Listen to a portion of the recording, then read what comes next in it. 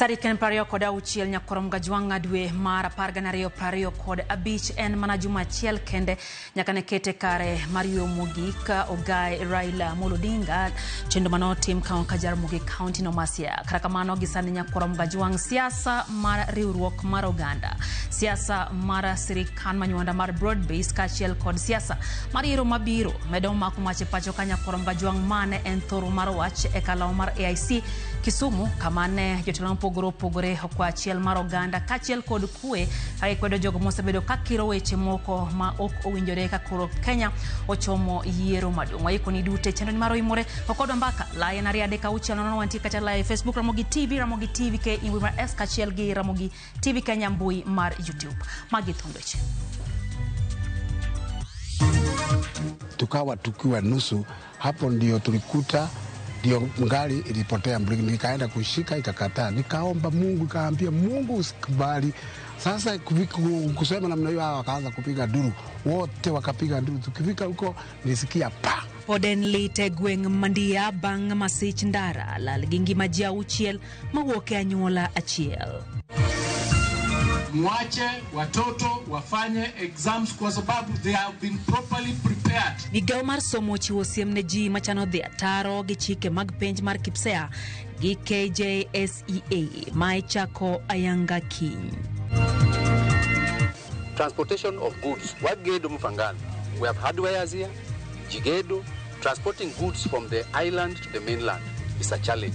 Jochula mfangano duani migiler ewi kama siling milioni 300 mano seketi e budget serikal mar nyiewo feri odhie.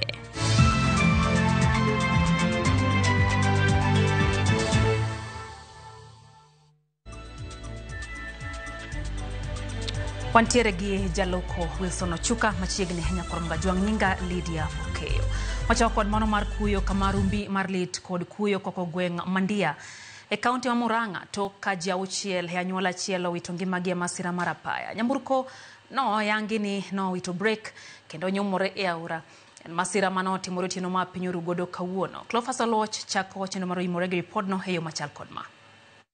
Itgi kuyo e gweng Mandia e kar chung'od bura Magatanga bang' jauchiel witongi magie masira marapaya otieno mapinyoru godo kawuono. Patrick Kiarie dereva mar nyamburko no leronwa gima ne otimore. Alafu tukapita tukaenda baka huko Gatanga huko Shomo kuteremuka hivyo kitu tukiwa katikati ndio nifike kale nini kageti yao nilikuwa nataka kuingia tukawa tukiwa nusu hapo ndio tulikuta ndio ngari ilipotea mblingi nikaenda kushika ikakataa nikaomba Mungu kaambia Mungu usikubali sasa kusema namna hiyo wakaanza kupiga duru wote wakapiga duru tukifika huko nisikia pa nikajisikia mimi nikiwa chini nikiwa majini kichwa ya ngari kaingia kwa maji alafu hao wengine watu wakalalania huko sasa hapo ndio nilitolewa mimi nilikuwa naitana juu mkisho kutoka hapa nilikuwa nimetoa nje kwa sababu nilipingongo ni ile kioo ya mbele. Emasirano Julius Waruingi Neotony. Ni mwadhiriwa wa hiyo ajali yenye ilifanyika kwa daraja wa Shego mto wa Kiama. Tulikuwa tunatoka Kiambu na tulikuwa tumekaribia kufika nyumbani. Dereva akasema gari imekosa breki na yeye akakosa kudhibiti ile gari. Ilikuwa masaa ya usiku, ile gari ikatutumbukiza kwa mto. Peter Lero Gilit ni eno wuono wito wuongi kaunyiso chirni mingi biro chung kendo dok dala. 6 kati ya waliokuwa wameaga dunia ikiwemo babangu mzazi na kuna wengine wamepata majeraha na wako katika hospitali ya Murang'a level 5 na wengine wako katika hospitali ya Kilola level 4 ambapo wanapokea matibabu. So ni matumaini yangu leo mama tafeel poa na tutaenda naye nyumbani. Teno hospital ma Murang'a level 5 yango ni nitiere jogo mane hinyore kendo gimedo yudo thieth. Na tuliitiwa wagonjwa kutoka Kirwara ambao walikuwa wamehusika kwa accident. Wenye tulipata sisi kwa hiyo hospitali ni wagonjwa 6 Tukawahudumia vizuri, walipigwa picha, wakafanywa investigations zenye zilikuwa zinahitajika, wakahudumiwa vizuri na wako sawa. Mmoja tu ndiye anaonekana kuna injuries serious na atalazwa hospitali. Wale wengine wametibiwa wote na wako sawa, wataruhusiwa kwenda nyumbani. Cleophas Luoch, Ramogi TV.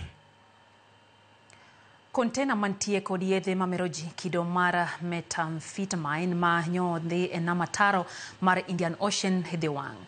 Jatend migao mar arita Kipchumba Murkomen owacho mano ka olero ni yedhego manigo giromo Sh8 nyaka kethi kaka ranyisi mar chiwruok sirikal e jiwo lwenje kedo gi yedhe mameroji. Bende ni ibiro kawo okang' ne jonya ohalano. Murkomen oloso e kaunti ma Kisumu e kinde nyasi mar lamo. Tuliongea kwa mambo ya madawa ya kulevya na miadarati na pombe haramu.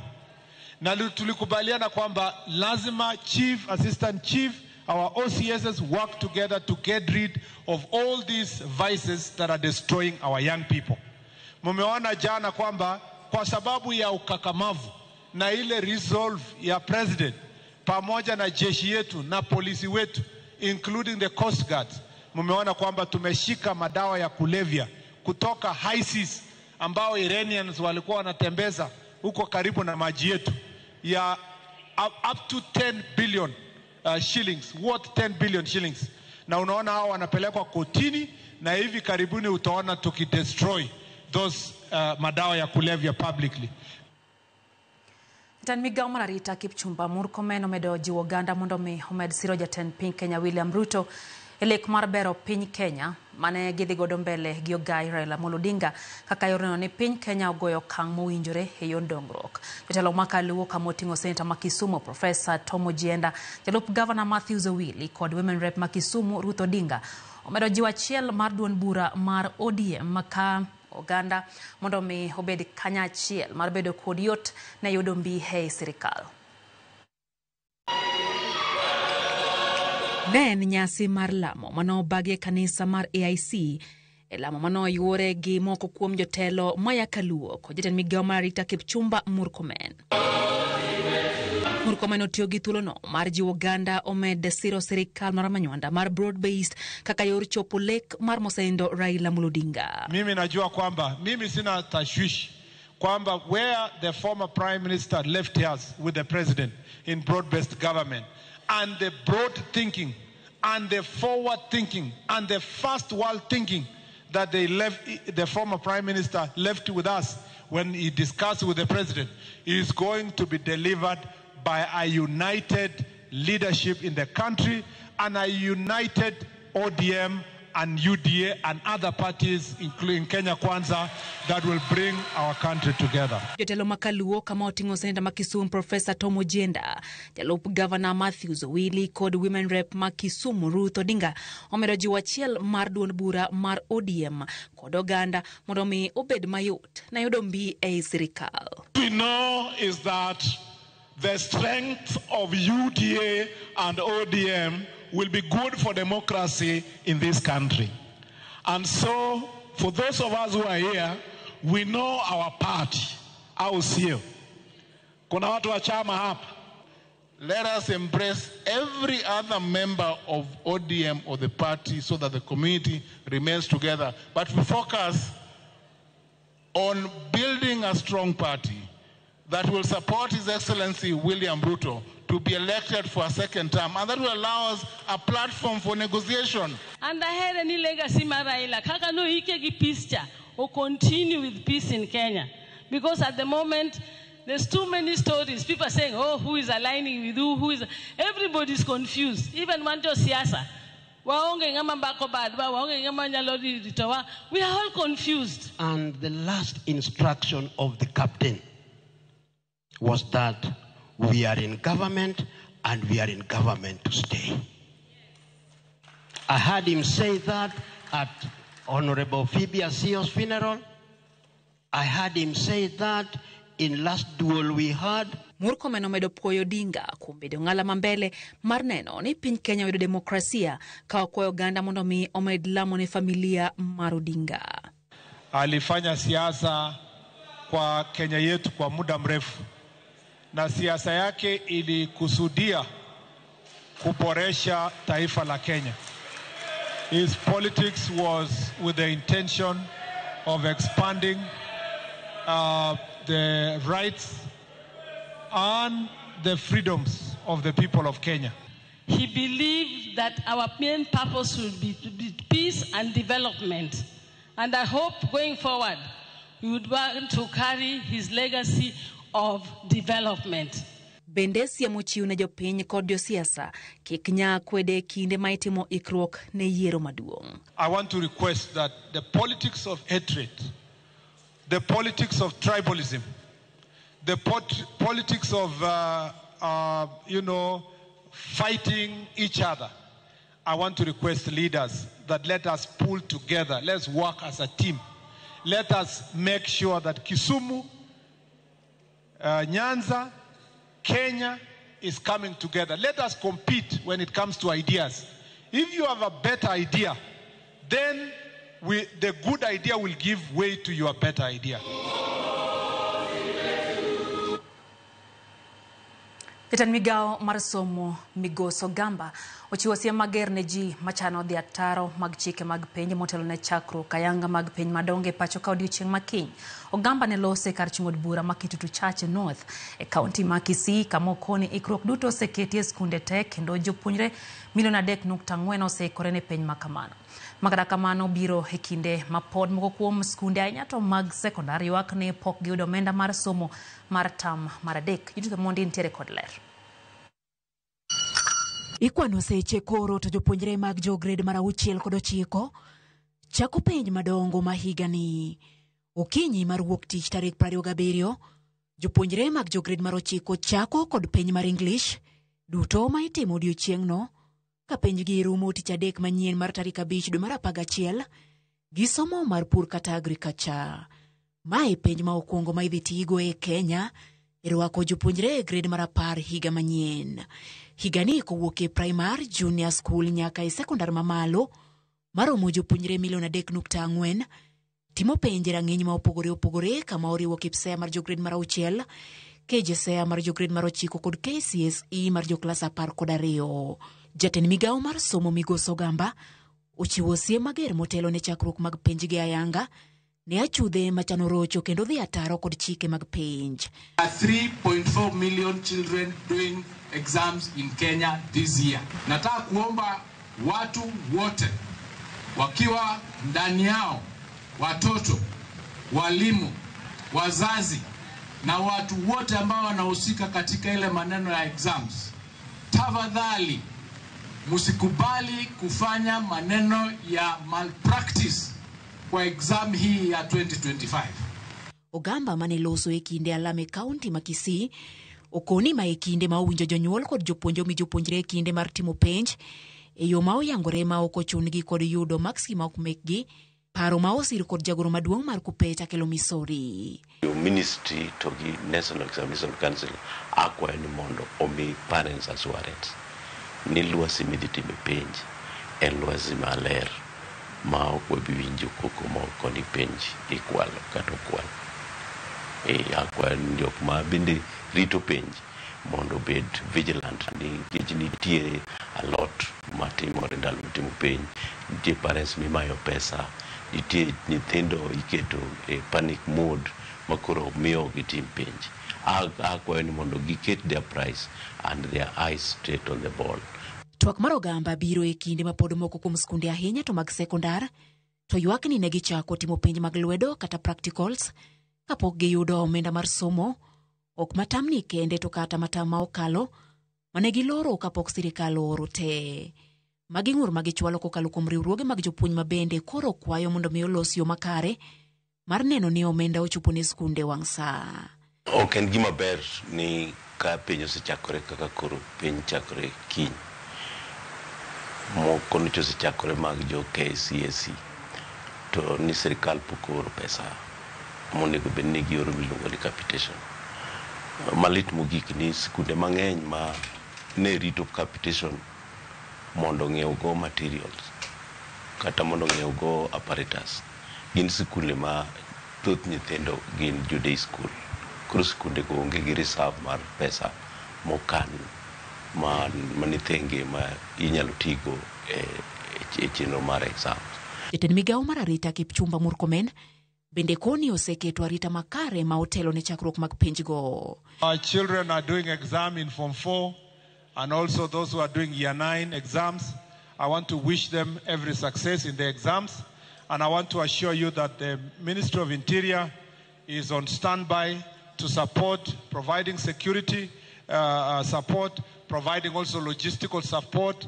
Our chiefs, assistant chiefs, our ACCs, our DCCs, our county commissioners, regional commissioners are working tirelessly to ensure that the exams are done in a peaceful environment. Chakruok mar penj mar jograde mar 6 kod 9 biro mana juma achiel bang' skunde mag sekondar chako ayanga penj mar lwedo kod dhok mag pinje maoko kama oriwo French, German, Music Practicals, Kenya Sign Language kachiel kod Arabic Orals. Jumani penj mag Practicals kama oriwo mag Home Science pod dhi nyime sekondar mamalo, ka juma manyien to somo mamoko ma onywando jopuonjre duto kama oriwo Kisungu, kwano e kid mamoko chakore ayanga. Judith Omondi, Ramogi TV. Sechegi mathoth skunde oseloro e thuolo mar dweche 2. Moko kuom jonyuol koro kwayo piny owacho mondo mi oyiene skunde tawo chenro mag tiego jopuonjre kinde yweyo midendo ni tuition ma gikoni en kaluwore gi thuolo malach ma jopuonjre dhi bedo gode mier. Gino makidek miyo moko kuom gidonjre timbe ma ok odhi kare ka girem yudo kod arita mowinjore. Joja oko nigi ler koya Mombasa. En nyasi mar loro skul mane obagi skund Princeton Excellence Academy e Junda Kisauni Mombasa. Kae, director mar skundno Kevin Wasonga ne onyiso luoro magen godo to chutho kaluwore gi thuolo malach mar yweyo jopuonjre, omiyo kwayo piny owacho mondo mi ombek chike manyocha giketo mar kumo wach tuition. Sirikal nyalo yie kaka ne giban tuition cha, ka ginyalo yie mondo giduoge tuition nikech kwang'iyo area ma Kisauni ka timbe njore ng'enye. Koro kandal mal de bor kama nyithindo gidonjo e timbe mag alagala, moko donjo e kuo, donjo e njaga. Gini koro miyo nyithindo ok nyal dhi maber gi somo. En wach mane osir lwedo gi moko kuom jonyuol mane oyuoro e nyasino. Kaka holiday ni bor, naparo ni nyithindo duogi e skul gibed kaka wige 2 kata 3, wavoid konyo timbe moko magalagala oko manyamono giduoge e skul next year. Na sahi wako na mchanganyiko wa watoto. Kuna watoto wenye tabia nzuri, wengine mbaya.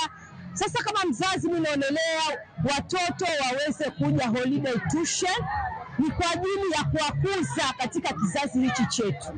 Hii miezi mile nyambo na mtu wamefunga shule, wanafaa mashuleni waje wapate tuition tena. Maana hii ni CBC. Kuna activities nyingi ambazo wanafaa wafanye. Seche gogo, jonyuol ne bende ojiw mondo mi okaw thuolo mar rito nyithindgi e kinde ni mar yweyo mar gayo gi donjo e timbe ma ok odhi kare. Kisauni ka osebedo gi chandruok mar nyithindo madoyedhe kaka nyasore mamono gi dhi skul gisomo maber. Koro kwa jonyuol ni di rit nyithindo e uli ngene dweche 2 gi nus gi nyithindgi mabeyo, nyithindo ket machiegni gi jonyuolgi mondo nyathi kik donjo e timbe mag njore manyamono dhi skul somo maber. Koro nwakwayo kaka sirikal to wi arita kwe ma Mombasa, wang'eyo ga pile ni nyingi Kisauni rach ga korka security. Koro nwakwayo telo mamalo telo mar county ni mondo wami arita kwe sana jonyuol wetewa. Nyithindwa sani wang'iyo nyathini inyeni kanye samane, otimang'o samane, ten gi ng'agini mondo mwalitwa arita kwe. Sia marwa en wadhi bedo gi high kwa January ido ka nyithindo mang'eny omako ich, nyithindo mang'eny dhi e skul. Kechudo ka nyathini samo bedo ndalo mang'eny cha ido ka interest mare mar somo cha kechudo chako dhi jua kali obo chako dhi mjengo obedo group marach kot ido ka koro fia marwa kabisa ne nyithindo gi maybe after this long holiday ka giduogo ido ka ko sombgi bidok piny zaidi. Magi ne giwacho e seche ma bende igeno ne kwan welo matimo limbe Mombasa dhi medore, omiyo gikwayo jotend arita mondo mi ojiw weche mag arita e Mombasa mangima. Wang'eyo ni Kisauni, mostly I'm talking about Kisauni. Kwani paro Junda kaka specific Junda ido ka is a high risk of insecurities. Gimana kwa ni mondo serikal giket security makende mondo during this festive season security obed height mondo mi wenda mobiro kik bed threatened gi issue of insecurity.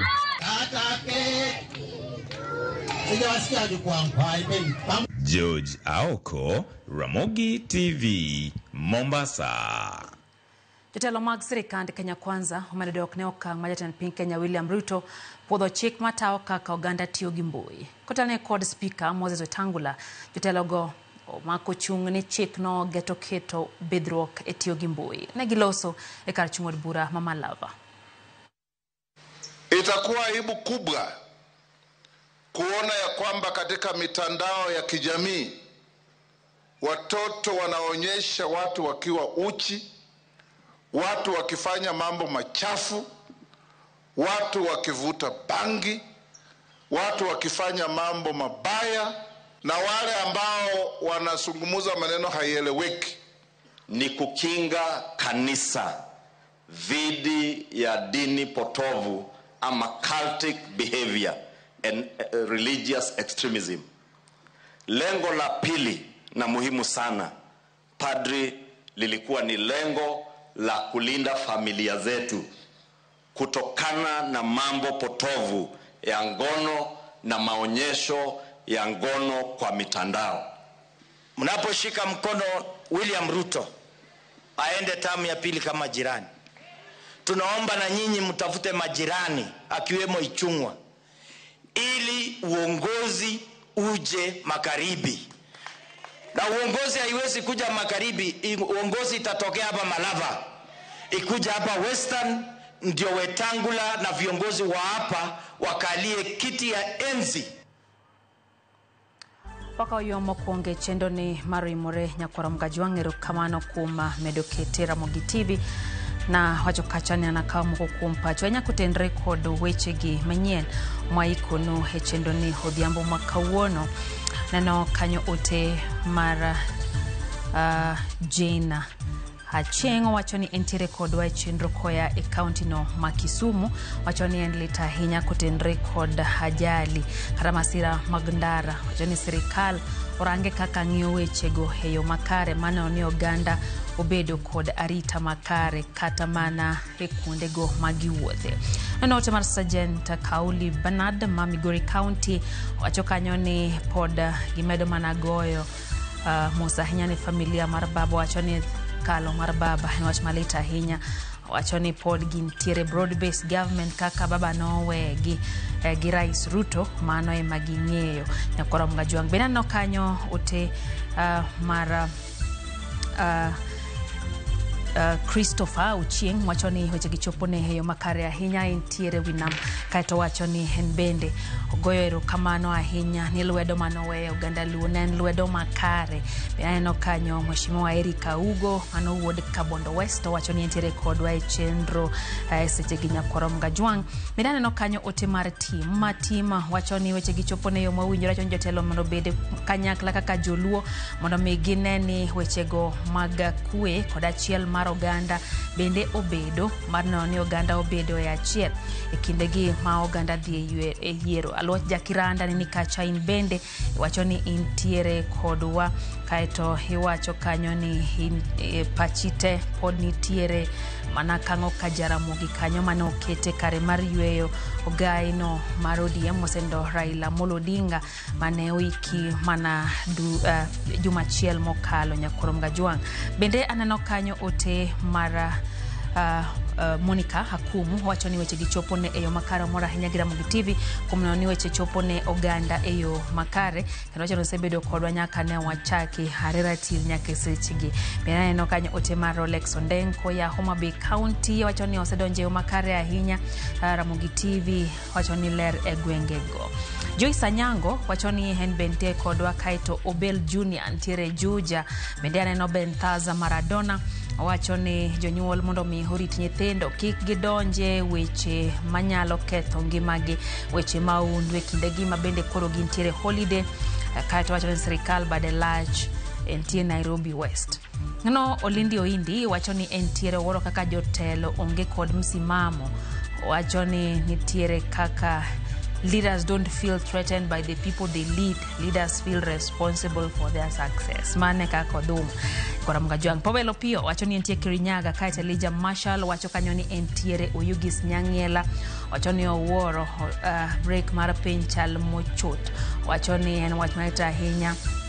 Wito jauchiel maya familia chiele masira marapaya wacho ni musa hinya ne familia no. Deno ba umoja wacho ni entie Gotragea, kaito wacho ni weche gichopo ne umonjore Okumuja Baradingo, wacho ni en giwuon gi Joseph Owuor gimora hinya ka gintere wengo ma Karatinga, kaito brother Favor Joel to wacho kanyo no kochang mapio ne min ode kata kamano hoy maber ne Penino Odhiambo mar Ahero Girls kinde gi mabendo dhi timo penj no maduong, kaito Regan Panyako ntie Migori County Kanyamka. Goyo matin maen hoy more kikedi mabor.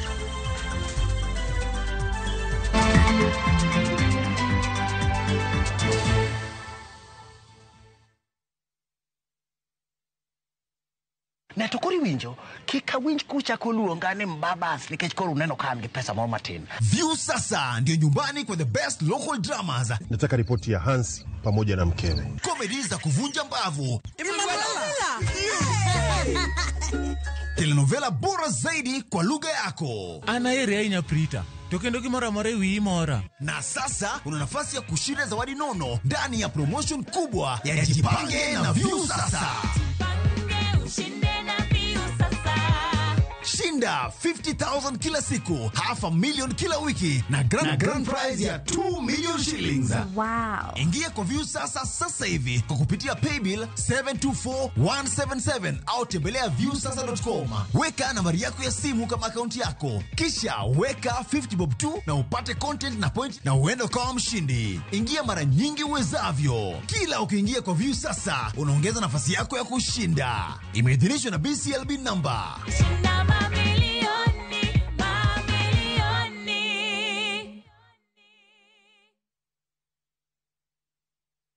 Saa zingine mambo kupata bila plan. Gas ndio imeisha, landlord akuache upumue, mtoto ni mgonjwa na bado ni mid-month. Usijibox kwa noma. Piga *531# and sort your emergencies with my Mobi Civil Servant Loan. Iwe usiku au mchana. Kama wewe ni civil servant, sasa uko sorted. Dial *531# and get up to 20,000 shillings and pay from your next payslip. No paperwork, no guarantors, no drama. Ni wewe tu na simu yako. Register now and see your limit in seconds. Built for Kenyan civil servants. My Mobi. Iko sorted.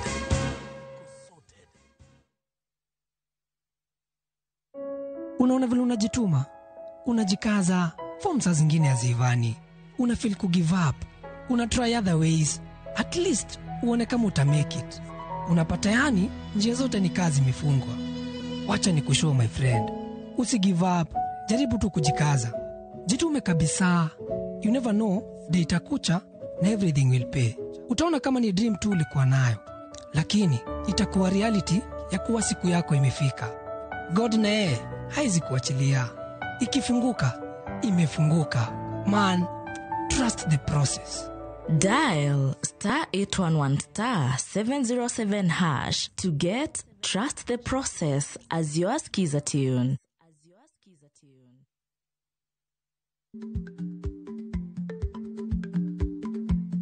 Jarik ni jamuod nyoyo gi goyo. Matiende ni dhi matek maok inono maber samoro nyalo miyo ng'ato midhiero.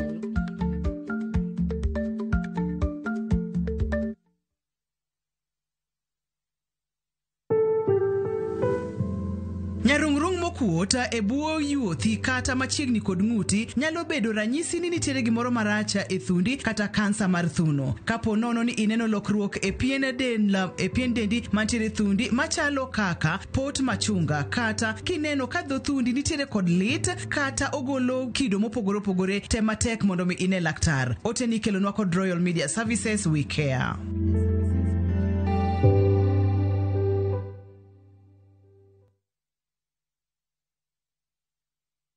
Teke na We Go Boda. Chanua Jam, fika on time at the lowest charges in town. Wear helmet and ride in style. Ni safi, ni safe na ni easy kwa mfuko yako. Wigo, your trusted ride. Download the app now ama SMS Wigo to 20425 ndio ufike right on time. Wigo, your trusted ride.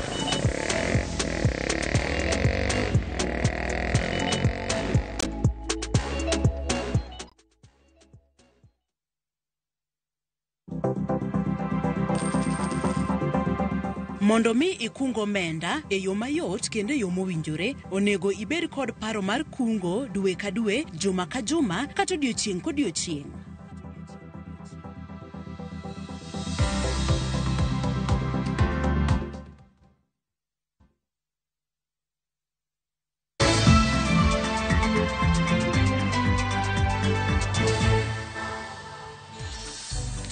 Mokwom jodongo kod rawere e ward mawasi Mbete County ma Migori ywago nok mag dongruok e gweng' ka giseo piny owacho mamalo kod mano mar kaunti ya Migori kuom majwang'ogi.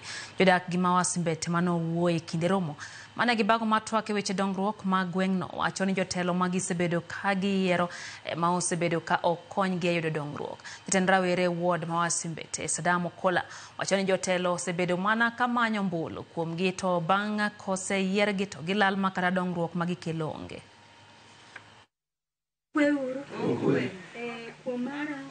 Kansila duto mosebedo ka duto te okwane dongruok. Kwa bede Mawasi Mbete ka indiko ji pok wawinjo nyathiwa moro mondik polis koni. Pok waneno nyathiwa moro modhi e lweny koni. Nenore ni jotelo mosebedo ke yiero ok giwinji ywak jok ma yierogi ka gisekawo telo to wigi owil. To kata mana gone gi koko kata jogi terne gi ywak to ginyal winjo ywak gi nikech gineno ni gin ofis. Kora medo kwayo gi ni ka giyie 2027 kopo ni jopiny wacho ni tiyo negi marach to wakwayo gi ni ka giyie to gi step down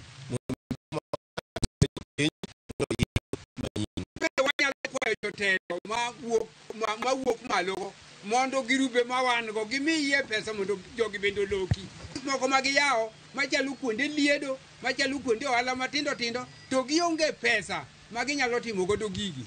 Monde wako dhi e chiro aswekra king'iyo kuonde magichunge gichalo gi joma chunge kite manie thim. Wasebedo gi chandruok mokwongo kaka nyithindwa mosomo motiko form 4 ng'ama mak bad gi onge waonge yore mabeyo madwa wuothie kata madwa wuothgo. Amiyo jotelo kaka wodrep marwa nderni olokore bungu. Jodak e chula Mfangano e kar chung'od bura ma Suba North kokalo e riwruok marango dongruok e chulano Mfangano Development Forum MDF dwani mondo migi ler ewi kama milion 300 mane oseketie budget mar nyiewo feri mar jopiny e chulano odhi chiegni higni 4 nyaka ne sirikal singnegi ferino. Ripota marwa maya kaunti ma Homa Bay Halia Beach ntiere kod ler. Mar 2022 riwruok mochune dongruok e chula Mfangano e kachur bura ma Suba North ma ong'ere ni Mfangano Development Forum ne ochwalo kwayo margi od bura mar Senate mondo mi piny owacho ne omigi feri mar jopiny manyalo keto chenro mag wuoth bedo mayot e chulano katudo i kor lo motwo Mbeta e tieko pek mar wuoth magisebedo ka gineno e chulano. Gisani nitie mana feri kod waterbus mag ji giwegi ma osebedo ka konyo jopiny e kind chula Mfangano kod Mbeta ka jakom Mfangano Development Forum Daniel Rakoro ywago pek magisebedo ka gikalo e chulano e weche mag wuoth. Chandruok maneno ka cost mar transport ni malo. Mondi wuog Mfangano idhi Mbeta you need 1.5 hours or more. The minimum cost en siling 200. We have children mawuok kama somo oko. Samoro nyathi ok nyadhi school nikech wana samoro fare madhi school no kende maonge. Number 2, wan go hospital ka, sibutende ni ka, and we have other hospitals which are referral outside. Mondi go waonge marine ambulance, waonge ambulance kata mar ndara ka. Mondi go ng'ato ka iter hospital samoro ng'ato ni maututi, ali maututi. Mondi go le ka 1.5 hours. Waselus ji nam ka karibu ji beach. Motho mana nikech they have reached hospital at a very late stage. 3, transportation of goods. What Gedo Mfangano? We have hardwares here, Jigedo.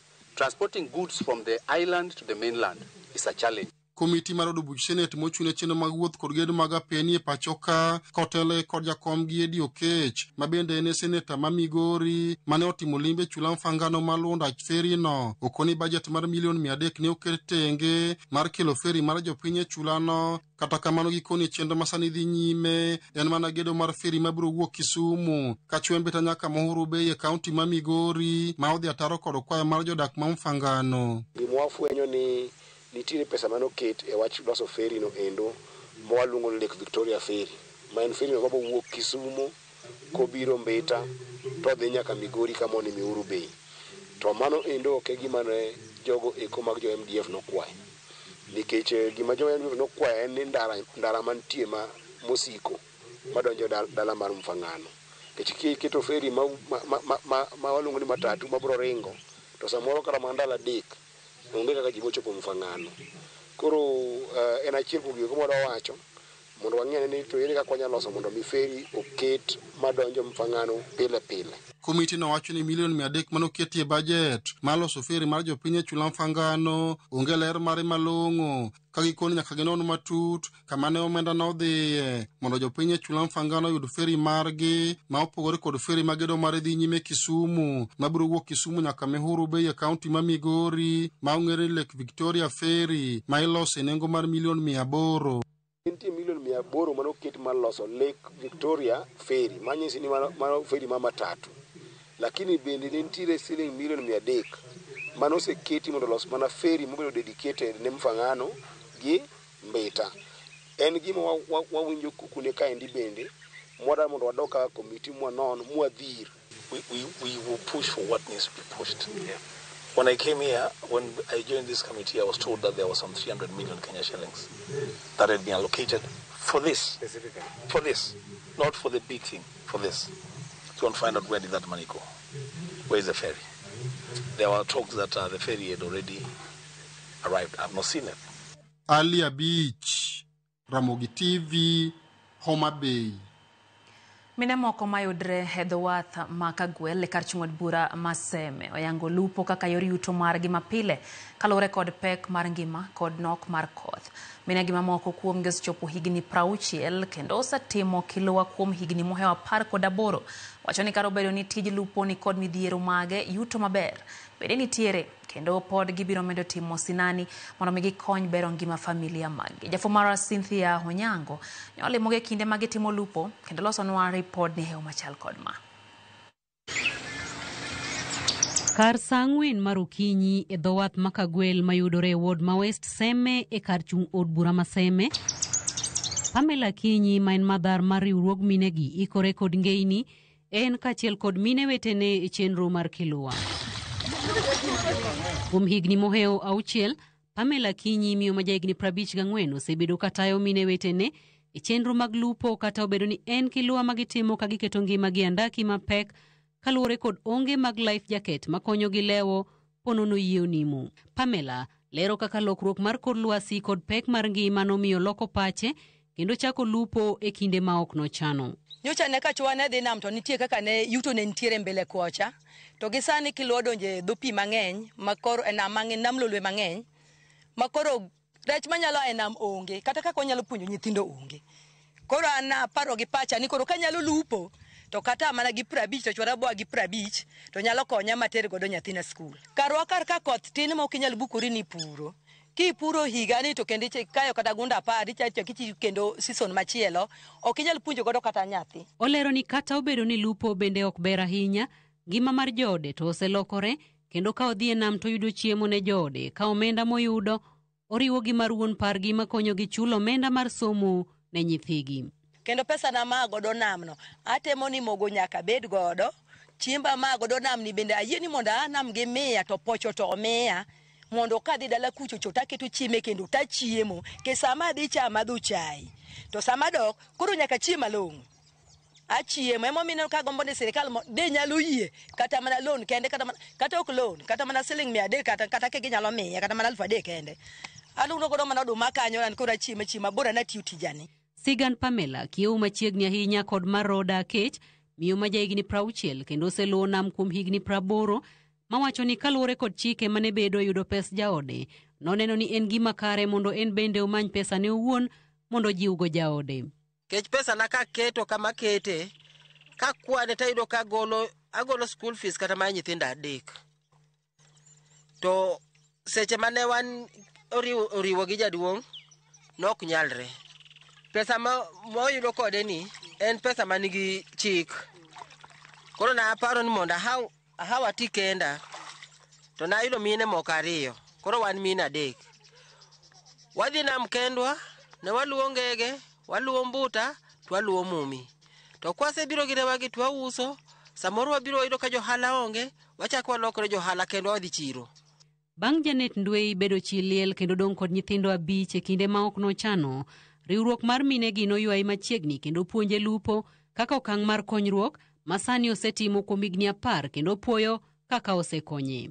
Olero ni ng'eny mar joma mine hero tijni, kata kamano nochuno mondo koro moko kuom gitim Kilowa gotieno, kama moko dhi godiochieng' ahinya to ne ji ka en malupo gotieno to odiochieng' loko hand hotel. Kaka na koro wasebiro mang'eny. Koro kaka nonyalo dhi trip achiel mar odiochieng' ne tek. Nikech ng'ato ka ng'ato nigi ode, gi dwaro mare, gi kaka kanye kama oketo kare mar konyruok. Koro mano emano miyo ipogowa. Ok na poga jotieno te. To koro anto natemo riore amutieno ni mondo wang'a chaka medgi mo kinyine mondo ayud kaka pogo ne nyithinda manadongo gi. Nadong gi nyithinda 5. Mine gi puoyo ber malupo osekelo e ngimagi kendo gilero ni kinde mamoro kuomgi pek to gin giwegi gichano chenro mayiene miyo no yudo ngima makare nyaka chopo konyre. Tijna osedhi koda maber. Asebedo ka a survive maber, nyithindo chiemo, school fees chulore, un paro be miya support mo koni gi koni, wambe koro wagore koni gi koni. Koro aneno ka en gimoro maber ok orach. Kinde ma pek nitiere support mwabet godo e group kanyo. Ka ng'ato achiel kuomwa ni piny, to nitiere support moro monyalo yudo nikech koro wan e ki group. Koro support moro gijiwo no wamiyo ng'ato to wakonyre godo. Koro kosebedo mayot to waendelea tu mana gi Kilowa. Giberne duto, mine gi kata kamano ywago pek mar timo Kilowa, kaluwore ni moko kuom gi ng'aw kendo chuno mondo gikos nindo kuom kinde malach ka gitemo tiyo matek mondo gimi nyithigi ngima makare kendo gijol weg utegi e rito keny maggi. Samori ng'ama duong' kaka duong'ni, idhi lupo chieng' mi idhi lupo no, ok idhi gi jogweng'u, iyudo nyaka ori kuno. To ng'eni sama in kuno to wagonyo lepo mwarwak longe iluongo no jebo. Koro wakali midhiro matek sama wadhi nam. To bende mar ariyo ni samoro e udhi kendu kaka joma mine, samoro wapo kata karao obaronwa gogo. Waringo waduogo mchwa oko ka. Ema dhi golonwa gogo chana. Mago midhiro mwakale. En nani samoro wanyalo dhi nam, twayudo kama wadhi chiko cha twayudo kanyang' bende nokuongonwa kanyo. Onindo kanyo ineno toke inyalo wuok idhi rudho tiendi kanyo paro ni rudho e kidi, kara ini rudho mane tok nyang'. Kineno ang' luor bro makwa koro kwa lupi. Samoro wadhi nam, waneno rao kobiro kochopo kacha rao olo pi kuomu. To kose olo pi kuomu, luoro ero. To gi changamoto ma wan go e nam ka kendo. Samoro wadhi tiyo kamoro, to iyudo ka jomoko kuongonwa kanyo. Kanyo lweny nyaka wuogi, nikech kanyo samoro wane mwaloso kendwa kama lupe. Manindo an go matin e ngimana. An nindo mara tin nikech otieno atiyo, odiochieng' atiyo. En mana ni ber nodiochieng' mar otendani to miya kata seche 2 manyalo yweyo go. Kaluwore kod pek ma mine gi kale, Mako Chieng' nochiwore en owuon kendo tiyo kod mine gi machiegni mondo konygi e kedo kod midhiero mag le mag nam kod temo jiwogi. To nitie seche moko ma bende ok yot ga ahinya nikech mine gin joma luor. Koro atemo ga mana o chunygi niya watiura atiya ni samoro ka gidonjo gi wachana no chieng' chikane iti monde biwinjo ka gimoro chapni e toko kanyo. Koro kadhi kanyo tabet mos monde taisini kato raw nitiere wawiura ne dakika moko 2 kata dakika moko 3 seche moko ka bakiri to ringo kodhe nam kucho. Koro samoro ringo kodhe nam kucho to anyiso gi ni weura ne monde matin. Samoro ka bakidi kama to giringo magedhi to achika gogo koro waywayo. Olero ni chuny motegno ma mine gi nigo kod chir margi osebedo jip maduong'. gina jok mochiwore ni thagruok gi kale mang'eny mok tanga wuondu ne gineno mayot makata seche moko mama moro wacho ni en gi ja form 3 tiro ka ja form 3 no samoro kwame dot ma samoro aket kata mane yie mwadhi nyaka kodgi nam gin bende anyise ni bwana ywa gogo mama utero wan go kanyo seche moko kango ywa gogo ango yuro pesa mo matin to min gi boyro matin to gimedo to ang tero ne school to dhi koro wango kuduog nam ng'eny joma chuo sani kalure kaka gik mimadho makech gi miyo mene oluor ahinya omiyo ng'eny gihero ka samoro ni gibiro ira to gichiewa. Mine gi ojiwo mine matindo maonge kod yore nweng'o mondo riwre kodgi e yore kiluwa kaka okang' mar duoko chien lwenje mag udi kaachiel kod kit chwech. Ajiwo joma mine gidonje kiluwa nikech kiluwa ni miyo nyithindowa dhi sikul. Donje nam ka tich ka ohala miloko onge ke sani gim ohala ma ji loko onge. Donje nam re ime yudo ni miyo jowadu dhi godo chiro. Ichiemo kende dak kendo bende kata dali wuok kata dichuok goyi ugo ina dititiyo matek. Udak maber e ot makikitugi. Kora wacho ne mana mine matindo mok kendi sani king'io wang' dichuo kionge tich mani yago dalau donje kilwa bi mondo apuonji anyalo puonji nyaka inyalo dhi kata kao certificate mar lupo kar puonji lupo. Gikwayo sirikal kod jogo machunygi ng'won mondo jiw tekregi kendo konygi kod omenda mar gero kejes mag rech kaachiel kod yudo negi gig geng'ruok ahinya to life jackets manyalo konyogi timo kiluwa yo makare kendo kel yuto mabup. Wanyalo kwayo sirikal wan kaka mine matindo kama ka giyie ginyalo konyowa gi pesa moro kata matin walosogo kata kejes rech orumo nam orumo wadong' mana kamae ke iya nam iya gi rech moro maonge kore kaka idhi konyo onge to mane gima wategemea kech seme ka endi be pur thin sani kata puro ok wapuro koth onge mwapurgo sani wategemea nam. Arita mar joma mine to ok ber ahinya nikech samoro yamo chwe gi koth to gionge life jacket. Koro tinde wasewuoyo gi jakom ni mondo odwarnwa kata life jacket moko to setemo kotudre gi sirikal to sirikal bende gisewuoyo e wach mag life jacket otamre biro to mine gi giolo ita gi weche mag life jacket tan bende kuma nyalo golo negi e pesa mondo adhi aomnegi onge ta setemo wuoyo gi jakom to kaneka wache mag life jacket go bedo. Koro akwayo mana sirikal liko yie to mondo kele mine gi life jacket mondo giyud kaka ginyalo sama gidhi nam to girwako. Cynthia Onyango, Ramogi TV, Kagwel, e kar chung' od bura Maseme, Kisumu County. Wuodh jipange na Viusasa kawuono nyono kaunti ma Embu johera mag Viusasa nowuok oko mar rwako jolendo kod kweth mar jipange na Viusasa. Jower bende no moro jopiny e thuolono mane imiyo joloch mag jipange na Viusasa chege mag siling 50,000 ma iloyo pile ka pile. Johera na ojiwo ni omedonje jipange na Viusasa agitiyo gi siling 50 kata 99 kende.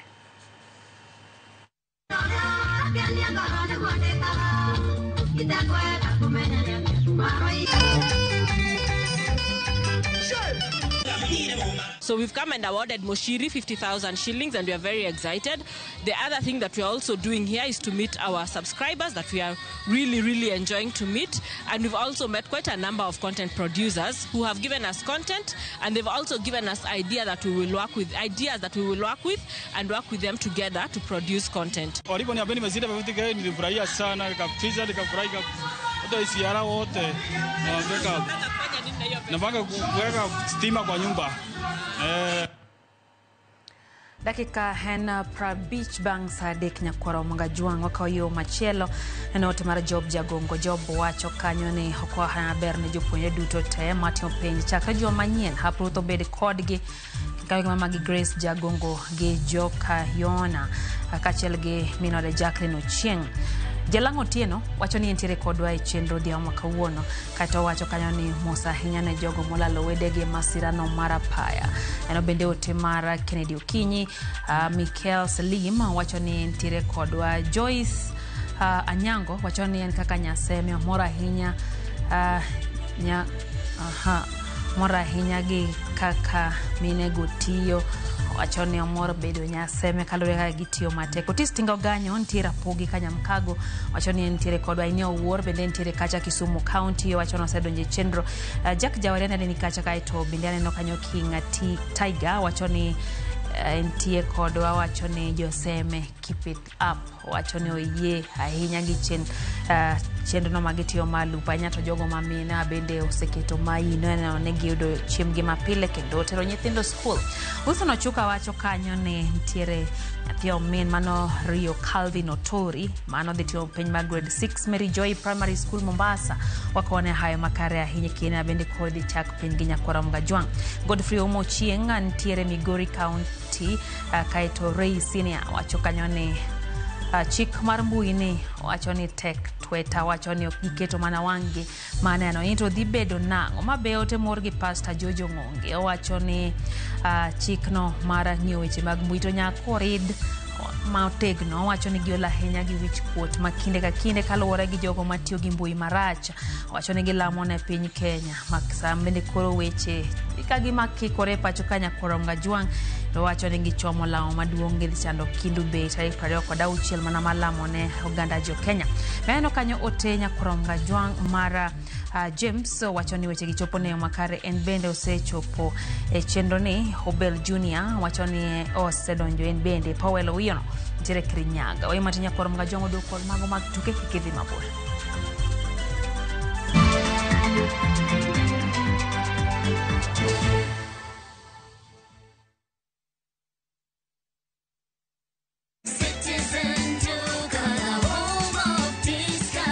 No queues, no heavy bags, no stress. Just shop on citizenduka.com and get everything delivered at your door. We deliver across Nairobi, Kiambu, Thika Road, and beyond. Shop now on www.citizenduka.com or on the View Sasa app.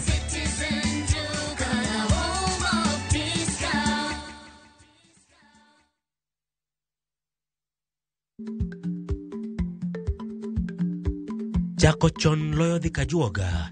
Ma tiende ni bedo gi ikruok momondo. Geng'o masiche kod midhiro mang'eny mabiro e ngima dhano.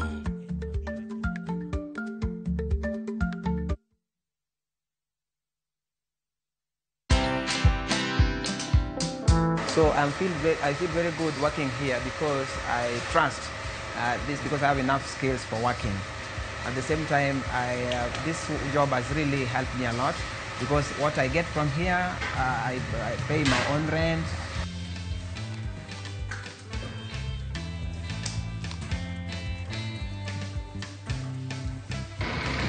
Yes. My aim is just for the deaf group, I want them to access opportunities. Because very many people believe that if you are deaf, you are not able to do other things. Watch this story and more. Download the Citizen Digital app or visit www.citizendigital.com and find the Citizen Originals portal. Kenya's #1 app, Citizen Digital.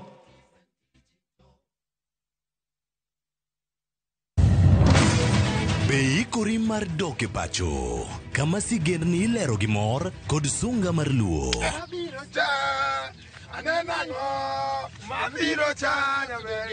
Chakre weche hera mamulo chuny, anyuola, time machon, nyaka sigendni madongo mag kit anyuolawa mapakowa. Magi ok gin mana sinema, magi gin sigendni magwa. Ka ok mana chikni, emomiyo koro sani wabedo kaka familia. Kar nyamerwa Dhok ma wawacho, koko mag nyierowa, kit luo kod sigendniwa nenore ayanga.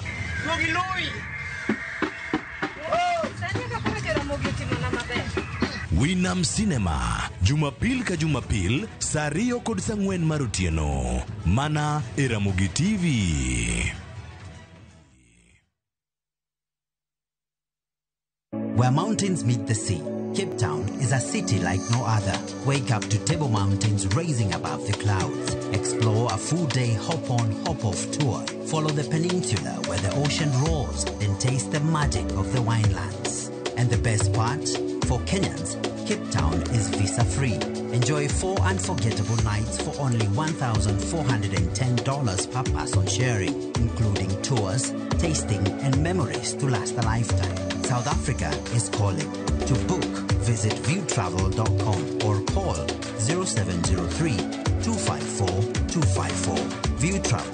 Dream, explore, discover.